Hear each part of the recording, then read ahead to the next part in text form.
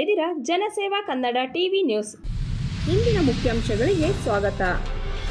Kushalnagar town police ಠಾಣೆಯಲ್ಲಿ ಉತ್ತಮ ರೀತಿಯಲ್ಲಿ ಜನರ ಸ್ನೇಹ ಜೀವಿಯಾಗಿ ಸೇವೆ ಸಲ್ಲಿಸುತ್ತಿರುವ ದಕ್ಷ ಪೊಲೀಸ್ ಅಧಿಕಾರಿ ಪ್ರಕಾಶ್ ರವರಿಗೆ ಹುಟ್ಟುಹಬ್ಬದ ಹಾರ್ದಿಕ ಶುಭಾಶಯಗಳು.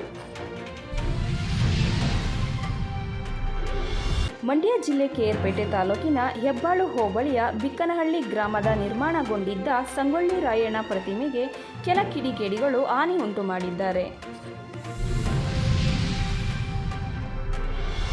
ಕೇರ್ಪೇಟೆ ಕಿಡಿಗೇಡಿಗಳಿಂದ ಸಂಗೊಳ್ಳಿ ರಾಯಣ್ಣ ಪ್ರತಿಮೆಗೆ ಹಾನಿ, ದುಷ್ಕರ್ಮಿಗಳ ವಿರುದ್ಧ ಕಠಿಣ ಕ್ರಮಕ್ಕೆ ಆಗ್ರಹ.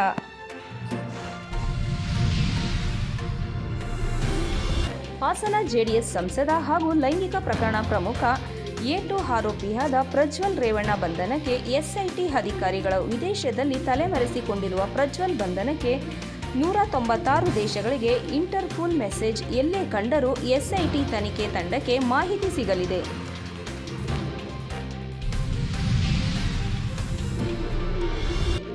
ಮಾಜಿ ಸಚಿವ ಹಾಲಿ ಶಾಸಕ ಎಚ್.ಡಿ. ರೇವಣ್ಣ ಬಂಧನ ಖಂಡಿಸಿ ರಾಜ್ಯಾದ್ಯಂತ ವಿವಿಧ ಜಿಲ್ಲೆಗಳಲ್ಲಿ ರಾಜ್ಯದ ಉಪಮುಖ್ಯಮಂತ್ರಿ ಡಿ.ಕೆ. ಶಿವಕುಮಾರ್ ವಿರುದ್ಧ ಜೆಡಿಎಸ್ ಪಕ್ಷದ ಕಾರ್ಯಕರ್ತರು ಉಗ್ರ ಹೋರಾಟ.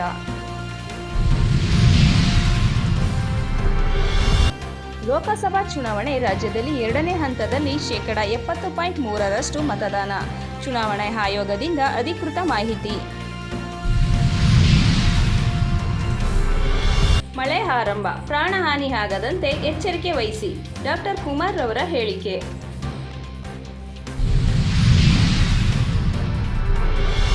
ಬಿಜೆಪಿ ಪಕ್ಷದಲ್ಲಿ ಜೆಡಿಎಸ್ ವಿಲೀನ ಮಾಡಲು ಕುಮಾರಸ್ವಾಮಿಗೆ ಸೂಚನೆ.